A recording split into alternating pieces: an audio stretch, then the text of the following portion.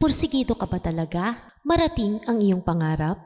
Ilan sa atin ay willing ipagpalit ang kanilang tunay na pangarap para sa kaginhawahan.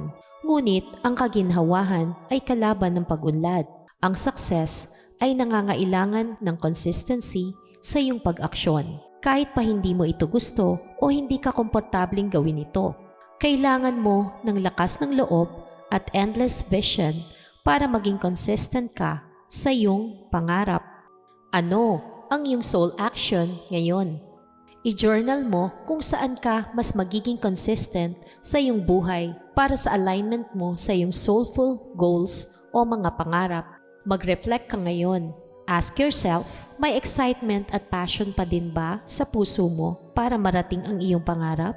Kung masaya ka pa para dito, be consistent. Follow your dreams with inspired actions. Be in the now.